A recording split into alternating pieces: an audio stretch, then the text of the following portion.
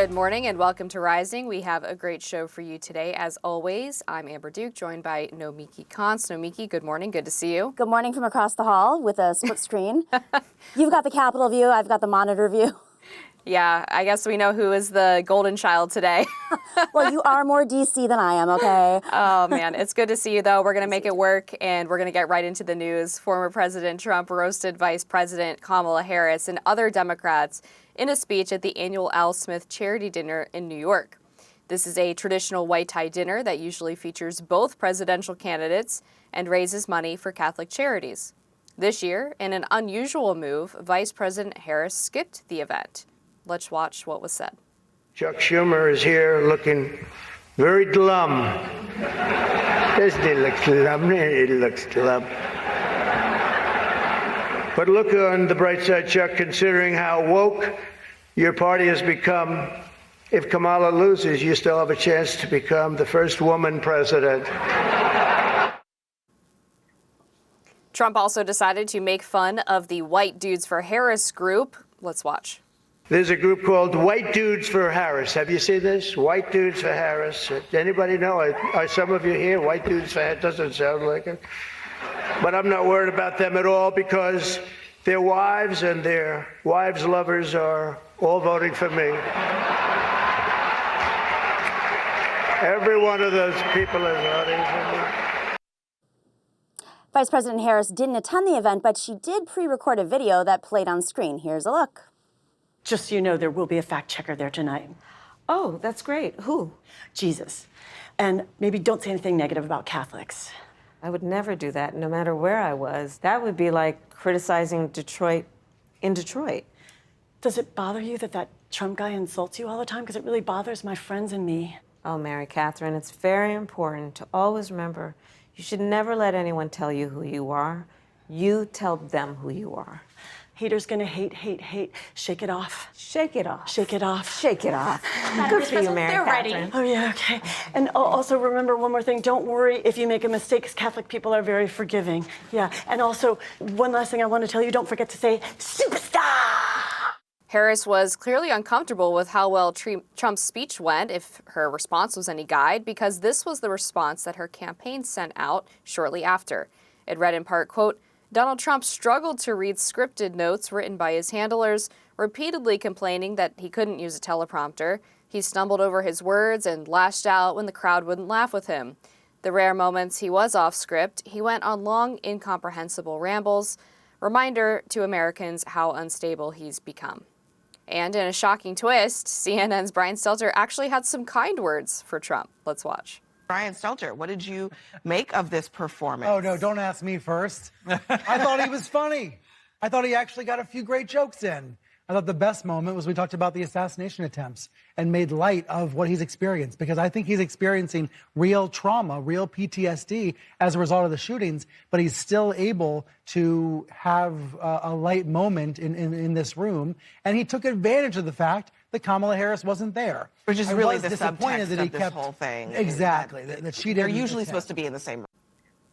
Meanwhile, Trump shared some insight on the making of his speech this morning on Fox and Friends. Take a listen.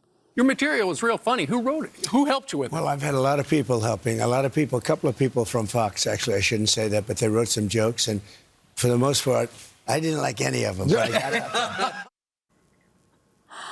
Wow, he said the quiet part out loud. Brian Stelter, who had just praised him, later came out after Trump said that on Fox and Friends, criticizing it, because clearly we all talk about Fox being an extension of the Republican Party, except people on payroll of Fox, who I'm guessing are not contractors, are assisting in the writing of his jokes. I mean, we all know that Donald Trump didn't write those jokes. And even when he has handed his script, if you really watch the whole Al Smith dinner, it is long and rambly, and I don't even know how the folks could. There were boos in the audience at some of the attacks he made. So I don't know if Kamala missed out on this dinner at all. It's not a good look to be hanging out with a bunch of elites in New York in a in fancy tuxes 2.5 weeks before the election. Well, it is a charity dinner for Catholic charities. It's not just a bunch of elites hanging out for the sake of hanging out. They are raising money for a very good cause. And this is a tradition that goes back a long ways. The last presidential candidate who opted not to attend the Al Smith dinner was Walter Mondale. We saw how well that worked out for him. He only won one state. And I don't think Trump's speech was long or rambling at all. It was like 25 minutes long. I watched the whole thing this morning. I thought he got some good laughs, and it's pretty standard that you don't win over the whole audience. It is usually a politically split audience, so pretty much everybody gets booed. Obama got booed, Trump got booed his last time around. That's pretty standard. The idea is that this is supposed to be an opportunity for both parties to poke fun at one another, laugh at themselves, and unfortunately Kamala Harris deciding not to go is a real problem for her with Catholic voters who did go for Trump in 2016, but there were quite a few who opted not to vote for him in 2020. This could have been an opportunity for her to win some of those people over, and especially in the Midwest and in Pennsylvania, Catholic working class voters exercise a lot of power. They're a pretty significant voting bloc, and she has to prove to them that she is worthy of their trust, and she didn't do that by skipping the dinner. So as a New Yorker, I can tell you that the majority of people who do go to that event are New York politicians and New York media, and it is a very elitist event that is held in Midtown Manhattan at an extremely expensive hotel. And yeah, it's a charity, but you got to pay for those, or the media companies mostly, or the political offices will pay those donations to the Catholic charity. It's not like a working class event, and it's not like working class Catholics are watching this. They usually don't even release the whole video. The fact that it's finally they release the speeches, it's not like the White House Correspondents' Dinner. Of course she has to reach those voters, which is why she is in the Rust Belt today and yesterday. It's why she pre-taped that, because what's more important to her right now is speaking to voters on the ground so she wins this election rather than, hobnobbing with politicians she already knows and media people she already knows.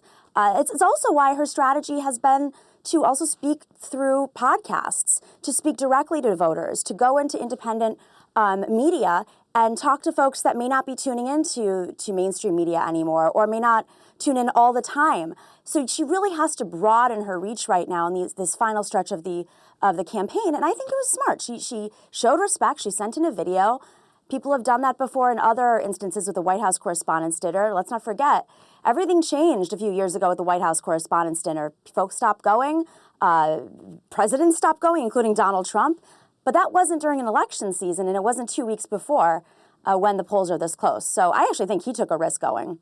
I think it could have been nothing but upside for Kamala Harris, as Jim Gaffigan, the comedian who hosted the event, said.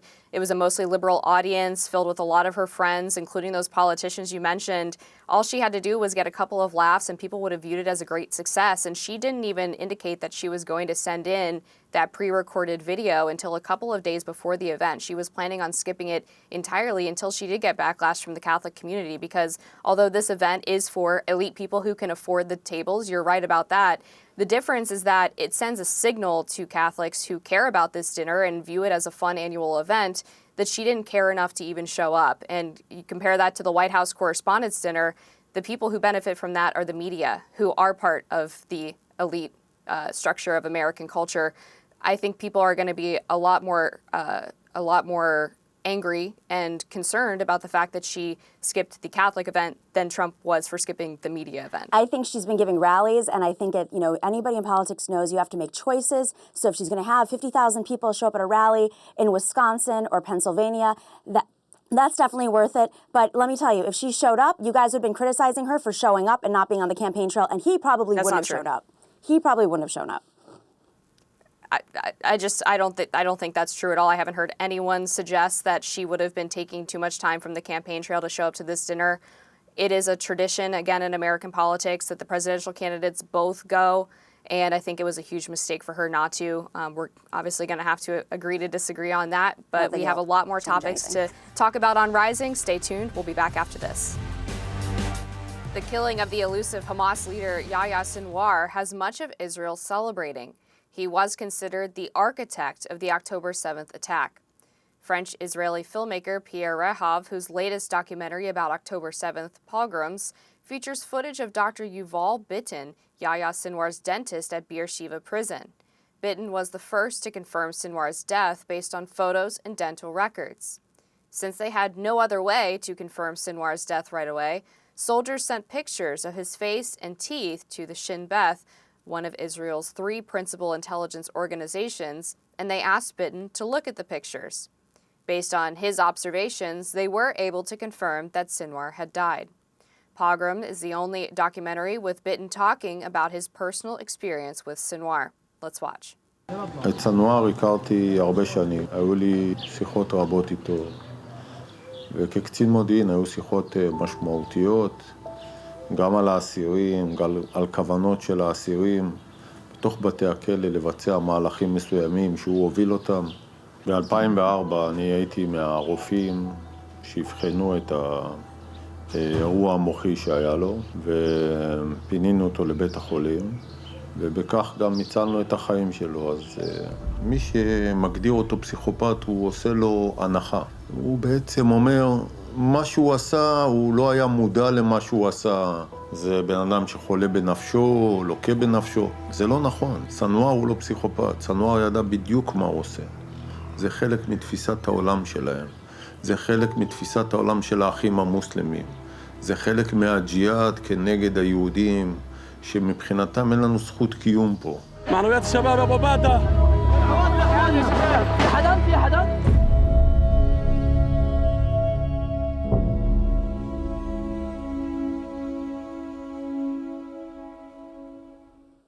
Here with us today is filmmaker Pierre Rehov, whose film is now streaming on Apple. Thank you so much, Pierre, for joining us. This is a fascinating angle to this larger story and, of course, the larger history between Israel and Palestine. He was saved by an IDF leader, Britain, in 2004 during so much escalation that occurred. Why did they save him to begin with? I think that's the biggest question I have learning about this story. Well, first of all, Hamas pretends to represent the Palestinian people, and they do not. They do not represent the Palestinian people. It's a kind of a gang which has been installed within the Palestinian society. And as soon as they took over the Gaza Strip, as you know, Israel was occupying or present in the Gaza Strip until 2006, and we withdrew from there. All the Jews living in Gaza left, and we gave Gaza Strip to the Palestinians, hoping that it would be the first step for real peace. 1 year later, they voted for Hamas. Hamas took over, and since then, Israel has been,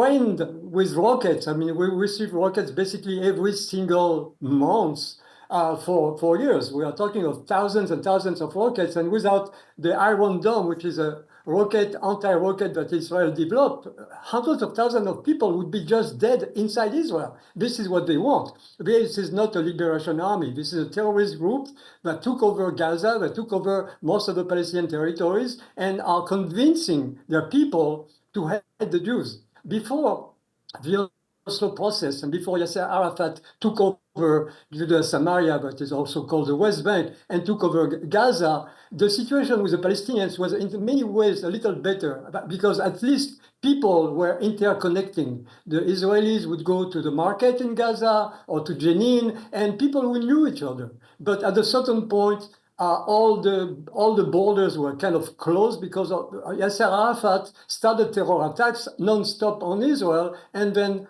Hamas took over. So this is really enshrined in a mentality. This is enshrined in a very, very dark kind of spirituality that they have, and this brainwashing that they conduct to their population leads them to believe that Jews are nothing but monsters, and they can do to us what they did on October 7.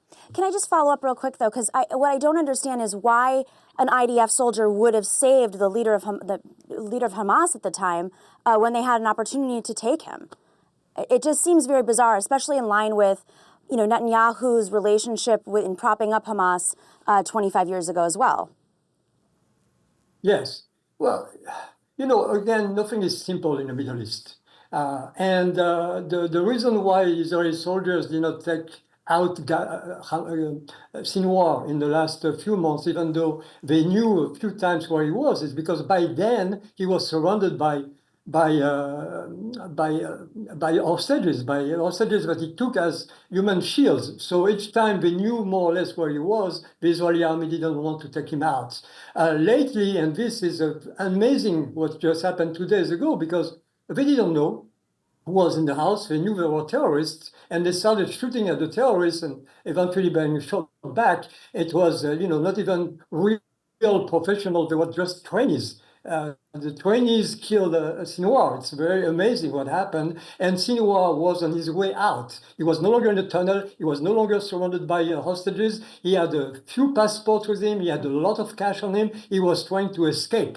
That's how Israel got him. Now, if you're talking about the relationship between Netanyahu and the Hamas, there have been a lot of things being said about that, because Netanyahu really believed that on the long term, eventually Hamas will be more interested in not making peace with Israel, but at least taking care of their own people, establishing a kind of system where the people could have jobs, could have a normal life.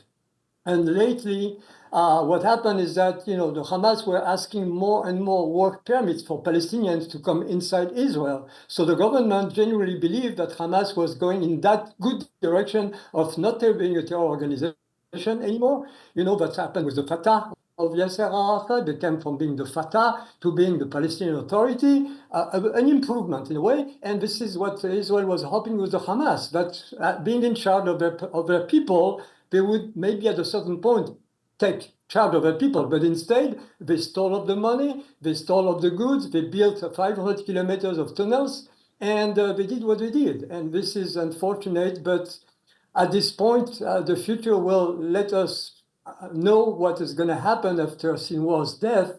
And everybody hopes it will be the beginning, and as Bibi Netanyahu said, maybe the beginning of the end of the war. Yeah, to follow up on that, what does happen next? I mean, from your reporting, what do you think happened specifically to Hamas without Sinwar? Was he involved enough as a leader that this could potentially cripple their operations? And do you think that this could lead to more hostages being released? Sinwar was not alone, but you have to remember that a lot of his companions, or the people working with him, like Mohammed Deif, for instance, were already killed by Israel. He was the highest level leader of Hamas. Ismail Haniyeh also has been eliminated in Tehran, as you know. And Sinwar was the architect of October 7th, so it was the most wanted man in Israel. Now that he's gone, unfortunately, I heard a few minutes ago that his successor, I don't know his name yet, but his successor already made the claim that Hamas will not give up, will not negotiate with Israel, will never give back the hostages, and the war continues. So we are dealing with people who are totally, first, number one, brainwashed, but also they are extremists. You cannot deal with people who believe they are the hand of God and that their mission is to kill everybody who doesn't believe like them. This is the problem we have with Hamas. So the solution on the long term would be to have many Arab countries like the Emirates, maybe Saudi Arabia, all those Arab countries who could put a little bit of pressure on the Palestinians and establish a kind of order within Gaza, which will allow eventually the Palestinians to lead a normal life and to have a future, the future that they deserve. Unfortunately, the many people in the world see the situation black and white. Bad Israelis, poor Palestinians. It's not exactly like that. There is obviously people who suffer in both sides, and Palestinians suffer as well. But the problem doesn't come from Israel. In 1948, the Palestinians didn't want a state. In 2000, Arafat didn't want a state. In 2008, Mahmoud Abbas didn't want a state. Each time, the purpose of everything we are doing is to destroy the state of Israel and to take over. It's a whole strategy. So at this point, since Israel was so strong in the last few months, there might be a hope to make them understand and believe that they can have a future without the destruction of Israel. And this would be great. Well, I think there's definitely much more to this in that, of course, Hamas is a very bad organization, and Netanyahu has been egregious in his actions so much that the United States has even threatened to sanction Israel for not distributing aid. That came out this week. But I am very curious, what do you want? This is a lie, right? People, you know that this is a lie. The State Department did a press conference yesterday about it. But I'm wondering, what do you want to come out of this film? What are you hoping folks learn from this very specific story of the dentist who saved, the doctor who saved Sinwar's life over 20 years ago? Many films have been made about October 7, and all the films are mostly involving the victims of October 7 and a lot of sad stories. I wanted to make a film which goes a little further, the immediate emotion of the massacre, and try to explain the real historical context. Because when on October 7, 2023, you have 6,000 civilians following 2,000 or 3,000 militants of Hamas and other terror organizations invading Israel and massacring, raping, burning children alive, torturing, taking hostages and all that, we would expect that the next day the whole world would be on the side of Israel. But the next day in the American universities and all around Europe, you see kids, students, going down the alleys with the signs, from the river to the sea, Palestine will be free. So this was a little bit hard for us in Israel to accept that even when we are massacred, they continue with the same propaganda, which is, by the way, financed by Qatar. They spend an equivalent of $1,000 billion every year in changing the mentality of Americans. So I wanted to make this film to show that October 7 happened in a special context, but it was not the context of the oppression of the Palestinians, because Israel does not exactly oppress the Palestinians. If tomorrow there is a possibility of peace with anybody, we would be so happy to go back to the times where we could go to the market in Gaza, to the market in Jenin, and where everybody would be happy with each other. Everything happened because of people like Yasser Arafat, people like Sinwar. Those people are Islamists, they are fundamentalists. There is nothing to do with those people. And thankfully, they are disappearing one after the other. So maybe it might be people. And usually when it's a people facing the other people, there is a solution for peace. Get rid of the leaders. Pierre, thank you so much for joining us today on Rising. We appreciate it, and we hope people will check out your film. The Victoria's Secret fashion show is back. The signature show returned for the first time in 6 years, with 2 models making history as the first transgender models to walk the Victoria's Secret runway. This marked a sharp shift from 2018, when the show organizer Ed Rozek told Vogue that he didn't think, quote, transsexuals should be on the runway. He later apologized. But not long after, the brand found itself fighting off accusations of sexism, ageism, a toxic work culture, and a refusal to represent women of all shapes and sizes. Plus, the show's ratings had plummeted. The show was then canceled indefinitely in 2019. In May, Victoria's Secret social media account posted, quote, "We've read the comments and heard you. The Victoria's Secret fashion show is back and will reflect who we are today, plus everything you know and love." This week's show featured a more diverse cast of models than ever seen before, including plus-size and older models. Most celebrated the change online. Plus-size model Ashley Graham wrote on Instagram, quote, "For years, the brand didn't feel like it was made for someone like me. Their vision of beauty seemed narrow, as if everything they created was for just one type of body, and it wasn't mine.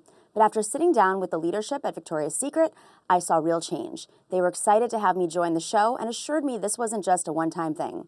The curve models weren't just a symbol. Victoria's Secret genuinely wanted to be part of the body diversity revolution. So I said yes, and that's a journey I'm proud to walk."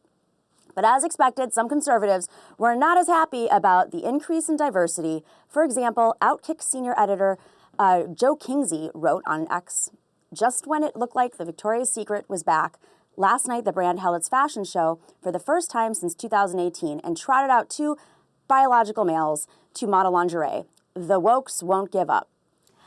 Okay, I want to give a little backstory here too, because let's not forget, some of this also had to do with this scandal involving the founder of Victoria's Secret and CEO of the company that oversaw all of Bath & Body Works and others, limited company, Les Wexner, who it wasn't just that Victoria's Secret had a toxic work environment. Les Wexner had been accused of several situations in which he was involved with Jeffrey Epstein, and that showed up in documents. He used to do his banking with him, and the culture was really coming from the top. So we have to keep in mind that it wasn't just that, this was a company issue and they had blind spots. There was a real toxic work environment related to a Jeffrey Epstein associate, Les Wexner. And I think it was smart. I think that it was a smart business decision. I know that's probably where they're really coming from, but it was also a smart cultural decision because we really have moved on from having stick models represent all women. And for a business, wouldn't it be smart to portray more women so you have more women shopping there? I mean, I've never felt comfortable going to that store. It doesn't reflect me. It doesn't reflect the bodies of the women that I know. So, maybe it's a good pivot, especially now that he's gone. I think it's fine to have women that are not just all stick thin, but I think part of the allure of the Victoria's Secret fashion show was always that it was not attainable, right? That these women have to go through these insane workouts and diets in order to get on that stage and look a certain way. And there was something sort of oddly aspirational about it, but also kind of fun and exciting and entertaining to watch. If you can just put anybody on the Victoria's Secret stage, then it doesn't become this coveted position that these women work really hard for. You're just handed it because you fit some sort of diversity quota. And some of the so-called plus-size models, I don't really care for that term because it encompasses a wide range of women that are very, very different. Someone who is a size 12 is very different from someone like Ashley Graham, who is legitimately obese. And I don't want to see obese women walking around in lingerie and trying to sell me lingerie. The whole point of being in lingerie and selling lingerie is that you want to, again, provide this aspirational model. You want women to feel like they're going to look amazing and beautiful in your lingerie. And I just don't feel like I want to buy lingerie if it is modeled on an obese woman because that's not what I want to look like in my lingerie. Oh my goodness, Amber, what? Women of all sizes wear lingerie. So let's just start off with the fact that women of all sizes do buy lingerie, and it's not just because they see it on women who, like you said, have to go through extraordinary tactics to maintain that body weight. Many models have come out and talked about how the culture pushed eating disorders and drug abuse, and especially in the 90s and the early 2000s when we were growing up. So the culture is toxic. That doesn't mean it's something we should be aspiring towards. It's an unachievable goal because it's assisted by a toxic environment that's pushing this on the models. And not only that, it was oppressive in a sense that there were sexual predators all around them. I mean, this is an ideal of beauty coming through one very narrow lens. Number one, a man's lens. Number two, a European white lens. But beauty exists in all different shapes and sizes. I mean, there's still beautiful women. Not everyone is beautiful. I mean, beauty is not eye of the beholder, but everyone on that stage was extraordinary. Different shapes. I mean, I don't want to look like a Victoria's Secret model. Sorry to burst your bubble, but I come from a different background where women with curves are respected and admired and we're healthy too. So I just think that it's really toxic for little girls too to see that, because especially in this Instagram environment with the filters and all of the procedures that young women are having nowadays prematurely, I believe. It's up to everybody to make a choice, but it's definitely being pushed by social media.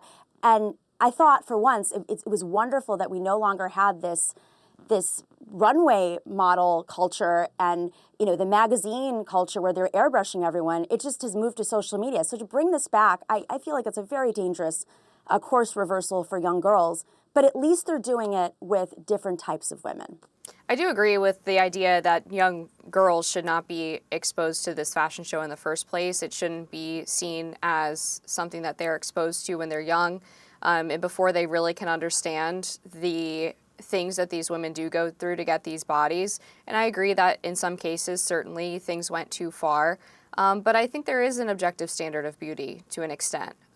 Obviously, people have different ideas of what that means, but I think it's fair to say that people being healthy and in shape and having abs that's an objective beauty standard. I don't think there's a single culture that you could point to, at least in modern society, that would say that that's not beautiful. But nonetheless, let's get into the trans models a little bit, because I just feel like women don't really have anything anymore. We don't have our sports teams, we don't have our locker rooms, our bathrooms. We can't even have a lingerie show with traditionally feminine female clothing. Where does it end? The majority of the people on stage were women. Women, they're all women. Majority of people on stage were born women, and there were 3 trans members that joined, and that was great. Like, they can't wear lingerie. I mean, I know men that wear lingerie. This is 2024. I feel like sometimes we have these conversations like we're living in the 1950s and not the world that is all around us, not the media, not the culture. I mean, we are a much more open society, and that's wonderful that people can express their sexuality, they can express their gender, they can express their energy, their vibes, however they want. I mean, that's the beauty of 2024 living in the United States of America, is we do have the freedom to do so. And you know what? It's also a good business decision for Victoria's Secret, because it shows they're inclusive, and now it shows that, yeah, trans people, please come. You can come to Victoria's Secret and we welcome you, and lingerie is for everybody. Is it a good business decision to cater to the whims of less than 1% of the population at the expense of potentially losing a significant portion of the 50% of the population that would traditionally be buying your products? I don't think that's the case at all. I think it's, I'm sure they looked into this. They have a very strong business department, and I think that they probably see, number one, most of the women on stage were biologically born women. So it wasn't at the expense of all this other population. And at the end of the day, women are going to go to their mall in middle America, where maybe there's more of a tendency in Ohio where they're putting the billboards up for some women not to agree, but they're still going to go to the mall and buy Victoria's Secret, because there aren't many options anymore. We live in a monopolistic society, and that's what a lot of folks are relying on. All right, we have a lot more topics to cover on Rising today. We're going to take a quick break. Be right back. What's a tech company to do if it wants to power its AI ambitions? Well, Google is going nuclear.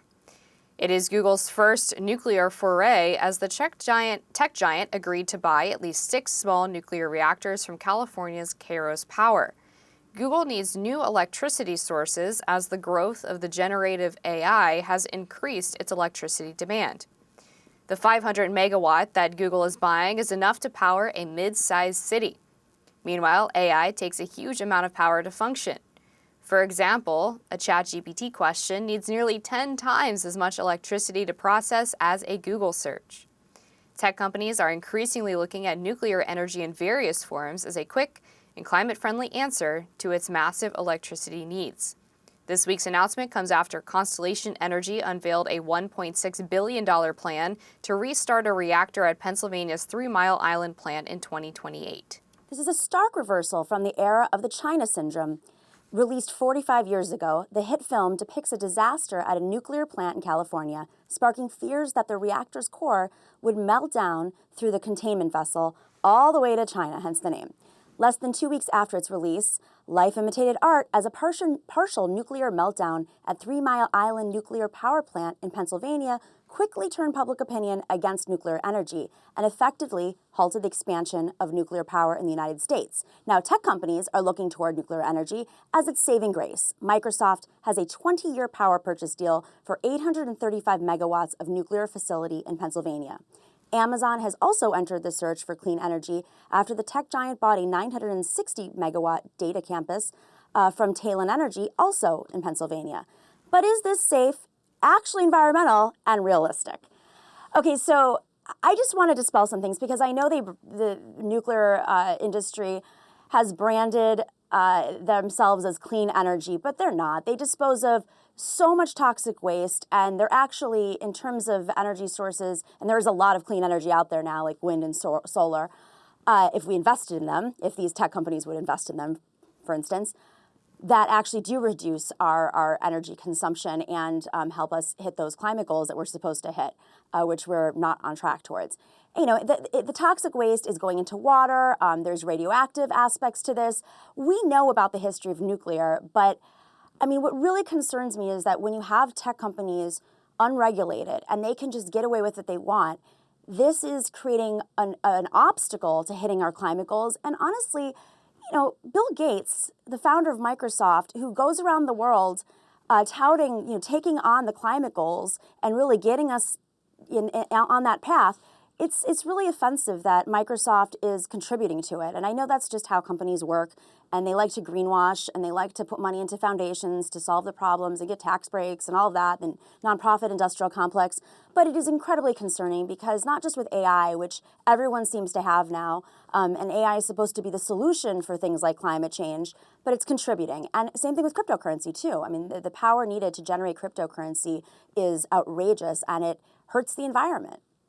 Yeah, I guess the question is, would you do away with those technologies to save energy, or would you allow them to continue and recognize that nuclear power is apparently the only way that those can be powered in a cheap and efficient manner and in a fairly safe manner? I mean, nuclear energy is carbon-free, just like these wind and solar options that you've talked about, but the difference between nuclear and then wind and solar is that it's also abundant and reliable. Two things that those energy sources can't say that they have. And the Biden administration did invest billions of dollars through the Inflation Reduction Act, which is a very interestingly named bill, into so-called green energy. And we haven't really seen that it's given much benefit for a variety of reasons, one of which is that usually the government subsidizing industry doesn't give it a huge benefit in terms of its economic market share. But we also know that they've only built 7 electric vehicle chargers from that bill, and that wind and solar, based on pretty much every available environmental study, are not going to be enough to power the entire grid that Americans rely on in order to power their homes, if you're talking about EVs, to charge their vehicles, to make sure that people are not dying from cold and heat-related deaths, to make sure that we're able to have the infrastructure that right now is supported by fossil fuels that has reduced deaths by 98% due to natural disasters over the past 100 years. I mean, all of these things are considerations that have to be considered, not just the carbon output of energy, when we're talking about an environmental discussion. So I don't fault these companies at all for looking into nuclear. You brought up nuclear waste. It's true that there is waste that comes from pretty much any energy source, including wind, solar, and batteries from electric vehicles. Those all have significant waste as well. In fact, nuclear waste is typically smaller because the power is contained in a smaller area. So, I mean, I just guess my question for you is, what do you view as the alternative? Is it no AI so that we can not have these companies use nuclear, or is it we switch fully over to wind, solar, and hydrogen energy, and basically accept the fact that it's going to be more expensive for Americans, less abundant, and less reliable? Well, we have a free market in our country, as we know too well, oftentimes unregulated. First off, there's over 192,000 publicly available charging ports that are attached to the Inflation Reduction Act. But aside from that, and there's also the tax credit program in terms of wind and solar that came out of the Inflation Reduction Act, including those charging stations. So I think right now the way that we're looking at it is flawed. I mean, if it is more expensive to have wind and solar, which it's not, by the way, it is cheaper to have solar. In New York, they're now offering it in exchange for Con Ed, which is, my Con Ed bill is through the roof. It's almost like the level of my rent. That's my power bill every month. And if I lived in an apartment that chose to go solar, it would be nothing. I mean, that's wild. And they get tax credits, which of course most buildings want to have. So there are a lot of incentives out there for companies to invest in wind and solar does not have any toxic attributes to it. Neither does wind. People don't like the noise. They don't like how it looks, but it's still a clean energy. And aside from this, what we have to also keep in mind is this is a bipartisan issue. It is a bipartisan topic that Republicans and Democrats do want to go towards, and they are investing in wind and solar. Nuclear, it's not even about jobs anymore. Maybe in this election they're talking about jobs. I think the tech companies, which are unregulated, I would like to have AI regulated. I would like for crypto to go away because it's a national security threat. I think the tech companies have a responsibility to practice what they preach and invest in wind and solar, because the more you have of it, the cheaper it gets. It's already pretty cheap. And on top of that, let's just talk about national security for a second, because nuclear is one of our weak points for national security.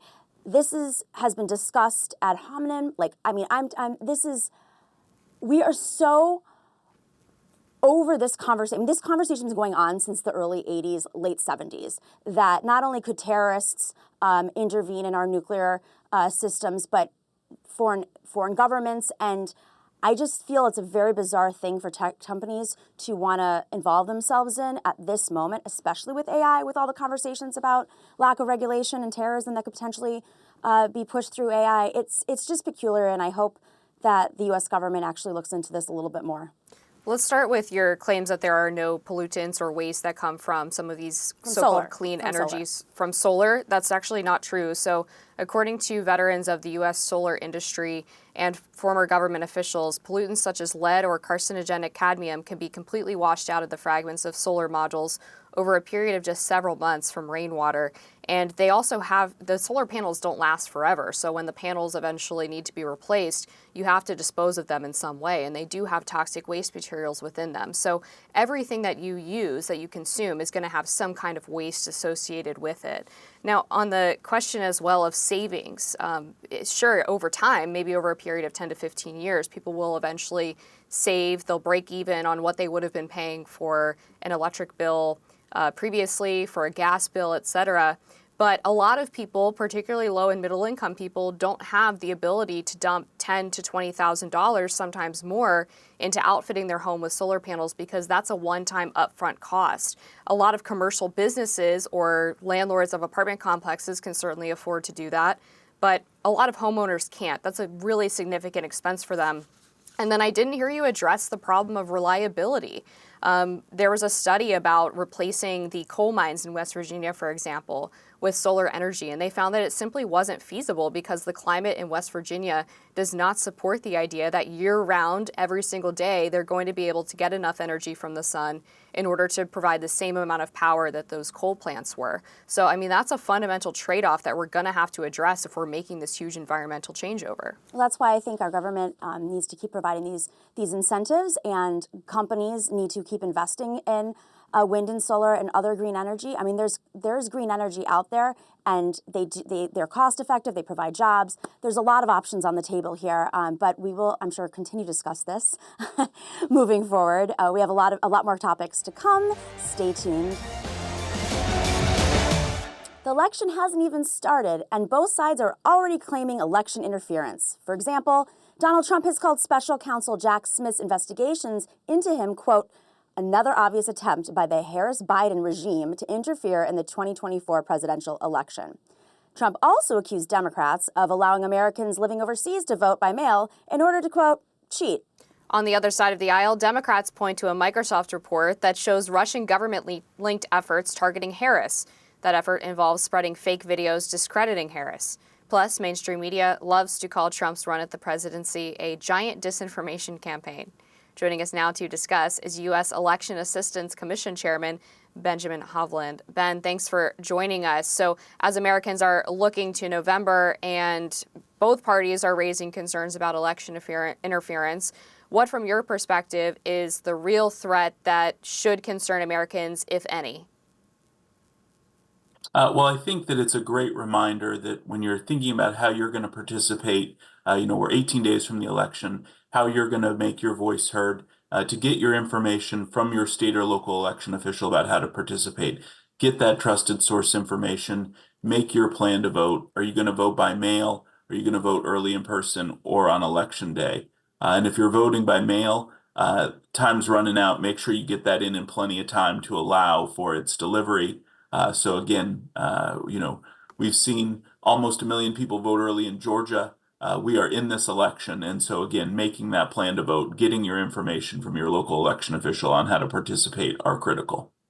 Ben, in the media, we hear about election interference coming from foreign governments and disinformation campaigns.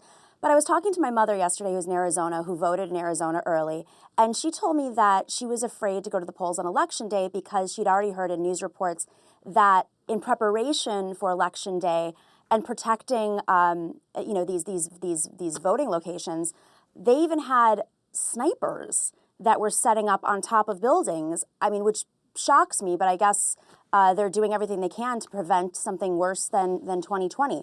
What other types of operations are they doing for Election Day to protect voters?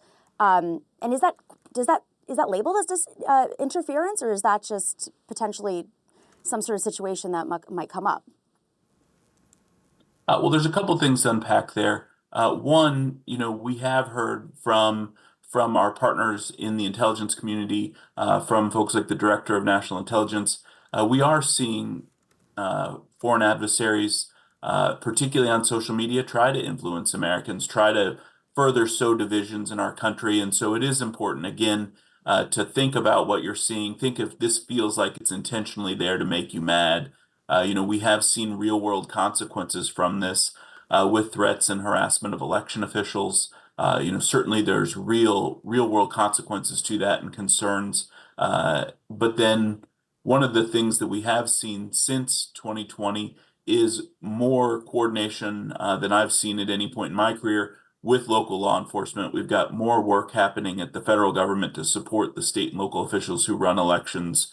And what that looks like depends on your community. But at the end of the day, your elections are run in your community by a local election official who lives in your community, and Election Day is run by poll workers who are your friends, who are your neighbors, who are people that live next door and help stand up and serve our democracy and serve our nation and serve the voters in their district. We just learned that about 100 members of the Labor Party are planning to come to the United States to campaign on behalf of Kamala Harris. How should people view that move? Is that a form of election interference, particularly from foreign sources, or is this something that is considered more benign when compared to Russian meddling, for example? I think there are specific rules about what people can and can't do. And when I look at, any piece of this area, whether it's campaigning, whether it's observing, whatever it is, the key piece is that our elections are run by sets of rules. And while each state has different rules for running elections or observing elections, those are set out in the law. Those are set by state legislatures. And the critical piece is that people follow the law. And as long as we've got that, then what we know is that our elections are run professionally and that they're transparent and that our election officials follow the law. Ben, in terms of the foreign interference that's happening and the disinformation campaigns that you mentioned that are spreading online, can you explain sort of the strategies? Because I'm sure a lot of our viewers want to know whether or not what they're reading could potentially be disinformation and who it's coming from. We've heard Russia, we've heard Iran. What else is out there? Certainly we've seen and heard all of those and others. I think that the constant theme is that you have autocracies or you have other governments that don't believe in democracy. And so, you may see in one moment or another that they're supporting one candidate or the other, but at the end of the day, what they don't support is American democracy. They want to make it look chaotic. They want to sow divisions amongst Americans. And that may be to, try to weaken America, or it may have a domestic impact for them. Again, if they're starting to hear pushes in their own countries for democracy, they can point and say, "Oh, why would you want anything to do with that? Look how chaotic that is," or America's supposed to be held up as this shining example, and look at what they're experiencing. But again, at the end of the day, the thing that makes the American democracy so great is that Americans do get to participate. They get to go out there and make their voices heard. And then at the end of the day, election officials conduct that election, run that election, count those votes, make sure that everything is done, the I's are dotted, the T's are crossed before they finally make that certification. And then it's critical that we respect the voice of the American people. I think this is an important point, Ben, about how countries want to show division within America. It's not purely a partisan endeavor, but simply to try to sow chaos. To that end, at what level do we think it is actually a bad idea to give too much credence to the idea of foreign election interference for fear of showing these countries that their efforts are potentially working? I think there's a big piece in helping Americans to understand that this is part of what is happening. For a lot of people, social media has been around now for a few years, but for many Americans, we've seen efforts by foreign adversaries, for decades, but those often took different forms. And now that you have that up close and personal feel of being on your phone, it's important for people to have the ability to think critically, to pause for a moment and think about, does this feel outrageous? Does this feel like this is trying to make me angry? And then wonder, where that is coming from. And again, it may be true, but it also very well may be actors in a foreign adversary country trying to sow those divisions, recognizing that we do have very valid differences in America. We do have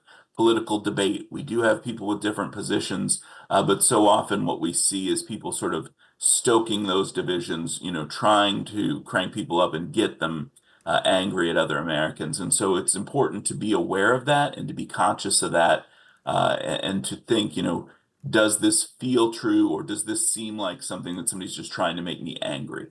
That's a great point, Ben. There's disinformation, like straight up misinformation, disinformation, and then there's amplifying certain messages to create more division, which of course we're seeing play out almost every single day. Thank you so much for joining us. This is such a critical conversation. I know you've got a lot to do right now, so go protect those poll workers for us, please. Thanks for having me. And for your viewers, don't forget to vote. Make that plan to vote. That is the best thing you can do for those poll workers, is show up and be sure to thank them while you're there. We're entering the final stretch of the election, and both candidates are hitting the ground in key battleground states. Former President Trump and Vice President Harris will converge in Michigan today. Their rallies come as recent polling shows black voters are drifting away from Democrats. For context, in 2020, Biden won the White House with 90% of the black vote. At this point, though, polls show only nearly 8 out of 10 black voters support Kamala Harris. Is that drop-off big enough to endanger Harris's chances at winning key battleground states? Politico has reported that the Harris campaign has been chaotic and fallen short in this must-win state and in the must-win city of brotherly love, Philadelphia. Joining us now to discuss it all is Pennsylvania State Democratic Representative from the 200th District, Representative Chris Rabb. Thanks for joining us. So, Rep. Rabb, I have so many questions because, you are in the heart of it. Your district has the highest turnout in the entire state. And so you know how important that area is for Democrats to turn out while they're also campaigning in other parts of the state that are probably a little bit less Democratic leaning and focusing on those important swing voters right now. So compared to, let's say, 2016 or even 2012 or 2008, I want to leave 2020 out because it was an anomaly. There were so many mail-in votes. It was a pandemic. And I think that we are over-focusing on those numbers. But compared to previous years, how is it looking right now on the ground?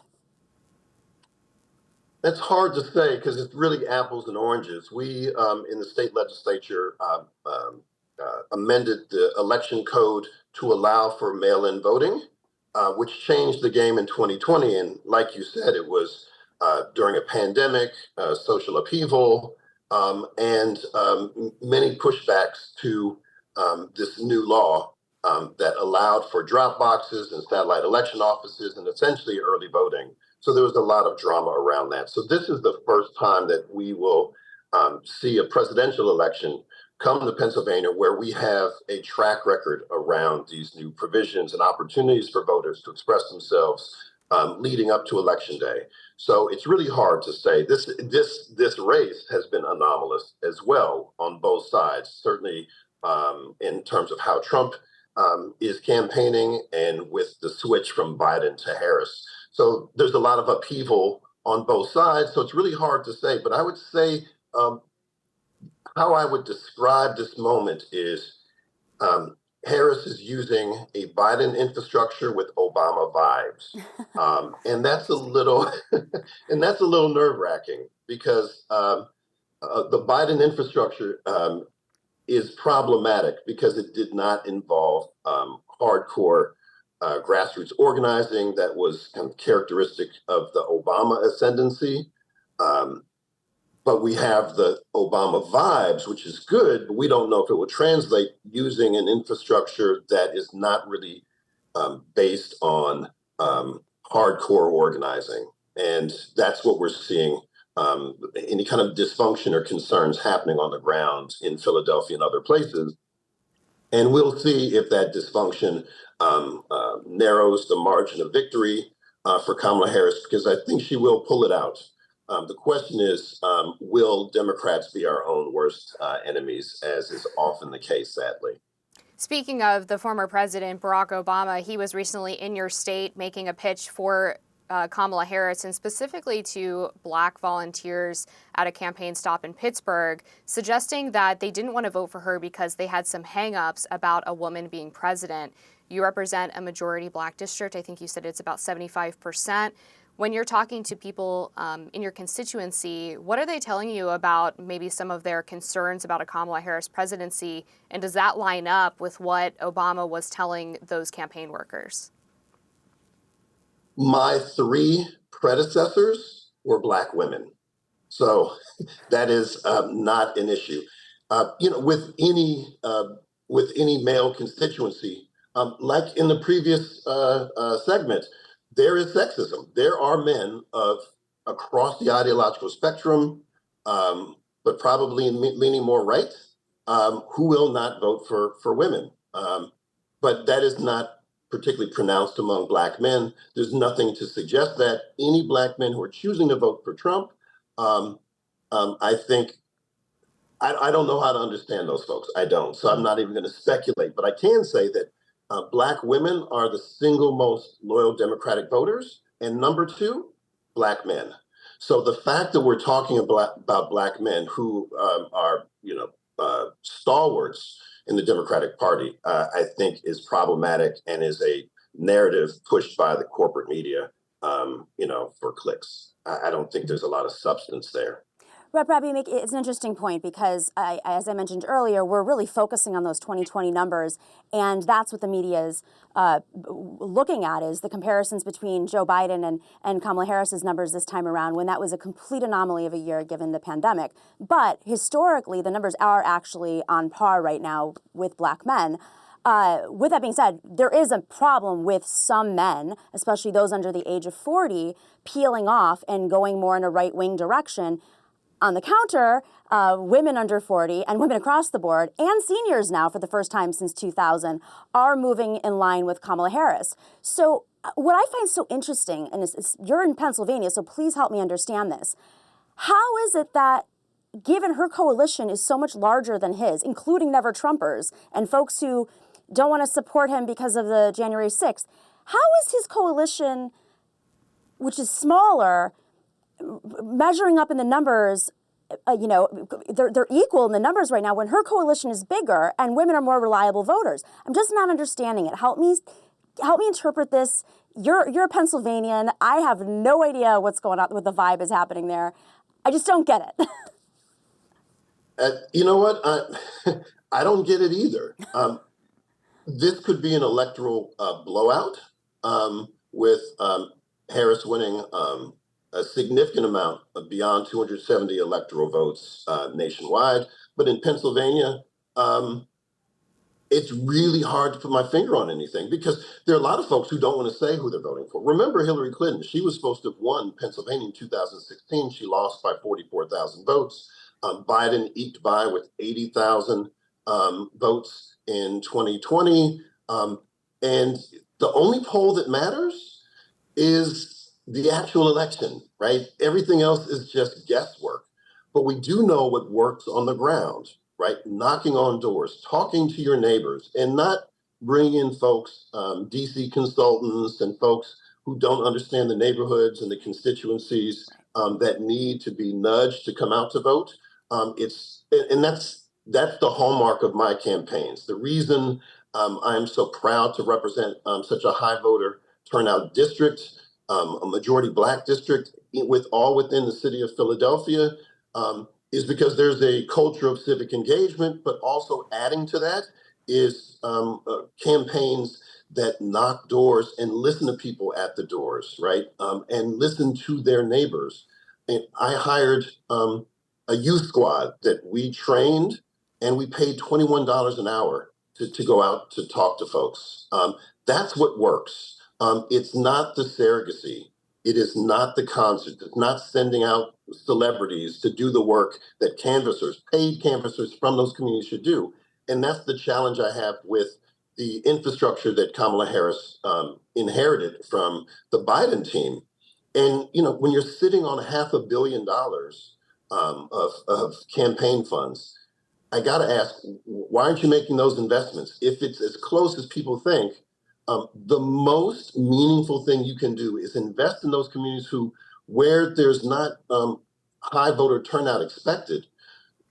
If you go to Black voters and they actually come out, we'll vote the right way. And as a Democrat, that means voting Democrat up and down the ticket. I did want to follow up a little bit on what you said about not really understanding why some disaffected Democrats might be supporting Trump. Do you think it's a little problematic that you don't understand? Have you tried to have those conversations with those voters, and what is it that they have told you? And then apologies, but I'm going to add a second question onto that as well because we're close to running out of time. But do you think that Kamala Harris choosing Governor Shapiro as her running mate could have given her the boost that she would have needed in Pennsylvania to make this less tight? There would be no Kamala Harris ascendancy if it were not for the uncommitted movement in Pennsylvania that garnered 65,000 people who withheld their vote in the Democratic primary to say we have specific policy concerns with Biden and we do not want to move forward until he corrects them. It was not just one bad performance in a presidential debate. So having Josh Shapiro on the ticket might have helped in some areas, but it would have hurt in other areas. And remember, young voters have different priorities, whether it's climate action. Governor Shapiro is an energy agnostic, so he is pro-fracking in a state where most people don't even know what fracking is, even though we're the second largest producer of fracked gas. We want jobs. We want a clean environment. The kind of belief that because Pennsylvania is fracking central outside of Texas, it is not on the minds of the average voters, not on the minds of Black voters. And I don't hear anyone in my district, again, the bluest district in the entire state, talking about, let me think about voting for Trump. I have Republicans, not many in my district, who would never vote for Trump. So that's really not an issue. Black men considering Trump is a leprechaun riding a unicorn. That's the reality. So with that, there was this ad that came out about healthy masculinity. I'm sure you saw it, and there's been a whole conversation about healthy masculinity to try to woo over, doesn't matter where they're, what demographic they are, woo over some of the men that are starting to peel off or may stay at home, may not feel like they have permission to vote for Kamala Harris, whether they're cognizant or not of maybe internalized misogyny or not. So I'm going to ask you, Rep. Rabb. You have been really bold. You've pushed forward some bills like some reproductive rights bills. You know where I'm going with this. A vasectomy bill. Can you tell me what your interpretation of healthy masculinity is, and if that's working with men in your district, and the way that you're interpreting is playing out when men turn out the polls? Yeah, I mean, if you're trying to engage misogynists a few weeks before the election, you're wasting your time, right? This is deeply rooted sexism, racism, classism. These are things that infect our society, and to a greater or lesser extent, every American. You're not going to change anyone's mind who is a misogynist, who believes that women do not have the capacity or the right to run for any office. So I believe those folks should be ignored. You don't sell soap to people who don't wash, right? So you focus on the people who are already oriented to do the right thing, but may need that nudge. I don't have a lot of experience other than working in the state capitol with toxic masculinity. I was raised by strong Black women and Black men who respected them as equals. This is how I raised my sons. So I don't spend a lot of time with folks who have such problematic mentalities. I focus on the people who are disaffected, who say, I don't know if I want to come out and vote. I don't know if it's going to make a difference. And then I try to listen to them and explain to them that voting is not a love letter. It is a way to hold candidates to account for the collective priorities you care most about based on the communities you are closely affiliated with. And that is a much different way of talking to folks than talking about lesser of two evils, or this candidate is great, this other candidate is awful. That kind of nuance people appreciate, it's authentic, and it's real. All right, Representative Rob, thank you so much for joining us on Rising. We'll be back with more after this. Former CNN anchor Don Lemon came after Fox News this week over a lie he claims was told during Bret Baier's interview with Vice President Kamala Harris on Wednesday. Fox News, you have a problem. You need to address this. This was one of the most egregious things in this interview, if not a flat-out lie that you aired.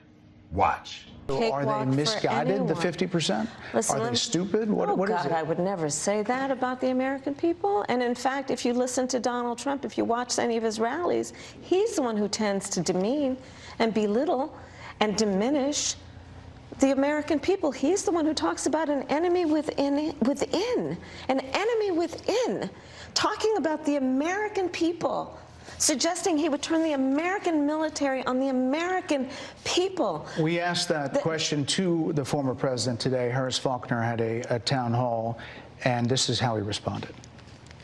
I heard about that. They were saying I was like threatening. I'm not threatening anybody. They're the ones doing the threatening.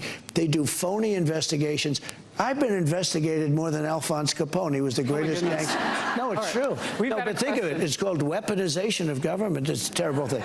So, Brett, I'm sorry, and with all due respect, that clip was not what he has been saying about the enemy within. Lemon called out what Trump said on Fox News last Sunday. She's right. This is what Donald Trump actually said. Well, the people from within, we have some very bad people. We have some sick people, radical left lunatics. And I think they're and it should be very easily handled by, if necessary, by National Guard, or if really necessary, by the military, because they can't let that happen. Now, Fox News, unless you address this, you're doing the American people and your viewers a disservice, because the people in your media bubble echo chamber will never see the truth. You put on television a flat-out lie. Are you going to fix it? Trump doubled down on his enemy from within comments on a Fox town hall on Tuesday, saying, quote, they're Marxists and communists and fascists, and they're sick. We have China, we have Russia, we have all these countries. If you have a smart president, they can all be handled. The more difficult you are, you know, the Pelosi's, these people, they're so sick and they're so evil, end quote. Bret Baier responded to some of the criticism he received over his interview with Harris, saying, quote, I did make a mistake when I called for a soundbite. I was expecting a piece of The Enemy from Within from Maria Bartiromo's interview to be tied to the piece. The Trump town hall with other Fox News host Harris Faulkner, where she asked the former president about the enemy from within. Bret Baier did come out with a statement, so good on him, and he also addressed it on Fox News and explained it more. But I know Bret Baier, I think he's a nice guy. I think that interview was aggressive, egregiously aggressive, and she handled herself very well. But with that being said, I think this was a little bit of an old trick, which is put the misstatement in and then correct it later when no one's looking, because that viewership for that interview was record. And of course, later, when you correct the record, it's a far smaller viewership, and it just smells funny. That whole interview was very aggressive towards her. It was like an interrogation, and not even coming from places of truth. I mean, there were lots of fact checks. It wasn't just that one. But, you know, good on her for pushing back, and good on him for, I guess, saying something, and good on Don Lemon for challenging them. I agree with you that it's important for media outlets to make sure that they're getting it right the first time. The correction often does not get as much airtime as the initial mistake that gets made. I think, to Bret Baier's credit, as you said, he did address this. He says this was basically a production problem. It was my understanding that his initial statement was going to be included in the clip that was played. And he also did tee it up as this was what Trump said when responding to questions about him referring to the enemy within. So he didn't say that he was going to play the original clip. It probably should have been in there. But I think that it's a bit out of bounds to say that he was being especially aggressive to Kamala Harris. If you go back about a year ago and look at an interview that he did with Donald Trump, he had exactly the same posture. He interrupted when he felt like Trump wasn't answering questions. He pushed him very hard when he didn't like the answer or when he thought Trump was saying something inaccurate. And you can put those side by side and see that Bret Baier was behaving and treating both candidates equally in terms of the posture and the tone of the interview. And I understand that it's difficult to see your candidate squirming under pressure. I don't think she did fine. She did not answer a lot of the questions that he asked her, instead reverting back to some of these platitudes about being middle class and it's all about the bipartisan border bill and blah, blah, blah, blah. I mean, at least she sat down for it. I'll give her credit for finally doing a challenging interview with what would be considered unfriendly media. But she should have been doing this the whole time. And I think if she had been, she would have been better prepared for that type of questioning. I think she was fully prepared. And within the first 11 seconds of her interview, he interrupted her. And he interrupted her in every single interview where she wasn't even a question. She wasn't even able to answer the question, so much so that she said, "Can you let me?" I started to answer the question.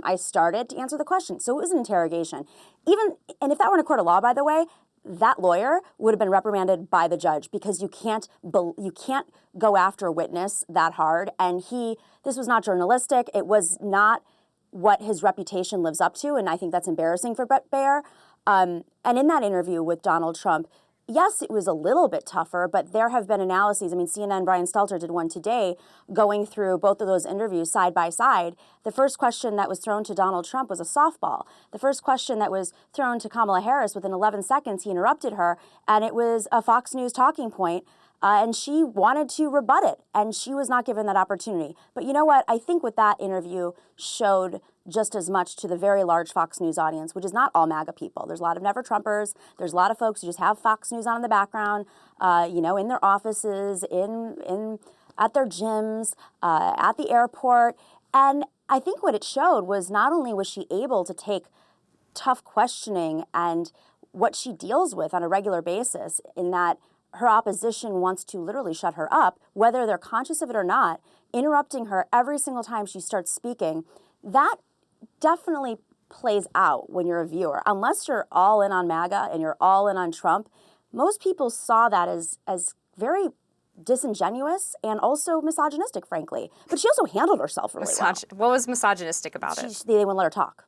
And that is, I mean, those are tropes. You think it was because she was a woman that he interrupted her, and not because he was trying to be a journalist to get her to answer questions? So journalists don't interrupt you in the middle of your sentence when you first start the sentence. And yeah, that happens a lot in media. I mean, there are great organizations that study this and show that women don't get as much media time, that women get interrupted more in the media, that women aren't able to finish their sentences as much. And we saw that not only on display in this interview for the sitting Vice President of the United States, but we also saw it on display in previous debates, in the debate with Donald Trump, where she was speaking and he was trying to bulldoze over her. It is absolutely a strategy of the far right, and a lot of, there's the strategy, and then there's just people who don't even realize they're consciously doing it. And that's the problem with misogyny. Unless you call it out, unless you're actually standing up to it and not letting them bulldoze over you, it doesn't really register for most people. But I think she's doing a great job at addressing this. And, if I were Bret Baier, I would be a little embarrassed, because having known him and been interviewed by him, I think he does a decent job for Fox News. I don't think that was up to his reputation. So do you think Brett Baier has internalized misogyny? Absolutely. I think most people do. Most people have internalized misogyny. Yeah. It's so infantilizing to talk about the vice president that way. Understanding. Like, she can't stand up to scrutiny that other candidates can. She did stand up to scrutiny. That was what was amazing about it. Well, the problem was she wasn't answering the questions, She wasn't able to answer the question. No, because she was filibustering. If you get asked about 11 seconds into her first... you're doing internalized misogyny right now because you're talking over me. No, I'm not. That's very funny. But I'm saying the filibustering, she was 11 seconds in, and she was not able to answer the question. If the question is about what would you have done differently to prevent Laken Riley's murder, which was one of the questions, right? And then you start talking about a border bill that was introduced literally 2 weeks before she was murdered, and her killer came in to the United States 2 years prior. You're not answering the question. You're filibustering. 2 years prior was under the Trump administration, so let's talk about that. But second to that, that border bill, which he did not pass, by the way, under his administration. So it's interesting. This guy came over the border. He couldn't have passed a border bill that wasn't introduced until 2024, Nomi. He also was the president when he came over. So what could she have done? Yes, and he added 90 executive actions, and she undid them all. She was in the Senate, and she, of course, is for a bipartisan border bill, and he went against it. He pressured the Senate to move against it. So what I love about this immigration conversation is that there is no solution on the table given by Donald Trump. HR 2. That's going somewhere. Okay, four members of Congress. Okay, and the bipartisan border bill is going somewhere. Well, I mean, it's such a double standard because the that's HR 2... not how legislation works. You know that. Four members of Congress as opposed to almost a majority. What about the Democrats that are opposed to the so-called bipartisan border bill? That's how democracy works. We compromise. Some people vote in favor, but he was the one who was against it and pressured it. And he has no solution that's viable. That's the problem. He got over the border because Donald Trump did not take action. He got over the border and this occurred, and they tried to blame Kamala Harris, who was in the Senate at the time. This guy was paroled by the Biden administration. That has nothing to do with Trump, Nomi. You know that. The murder happened under the Trump administration. And no, it did not. It was in 2022. Literally, what are you talking? Or 2024. The Trump administration came over the border during the Trump administration. Her killer came over in 2022, and the murder happened in 2024. There were no solutions from the Republicans. He was released twice in sanctuary cities and then killed her in Georgia. On one person, and it's like there's always going to be one person in a community that. But you know who didn't do anything about this was Donald Trump, and he has no solution. So I'd love to see the bill. I'd love to see the bill pass overwhelmingly in the Senate and Congress. But right now, he is not presenting that solution. He's campaigning on it, and he knows that he's taking advantage and trying to point the fingers at Biden and Harris when it was him he is the one who is not building that support in the Senate and in Congress. And that's reflected, by the way, in the endorsements he has. How many Republicans are endorsing Kamala Harris at this point because they know that he's not actually interested in compromise. He's not actually interested in legislation. He's not interested in any of this. He's fear-mongering. And if I were a Republican, I would be very scared. And I'd be thinking about the future of the Republican Party because he's really hurting the Republican Party. Anyways. I would like to see Kamala Harris reenact those 90 executive actions that she undid related to the border that Trump put in place when he was in office. And I'd like to see her support HR 2, which is an actual border bill with teeth that provides border security, not just greater processing to allow illegal aliens to come into the country. That's going to do it for us today on Rising. Be sure to like, share, and subscribe so you never miss any content. And for those of you who like to listen while on the go, we are now available anywhere you listen to podcasts.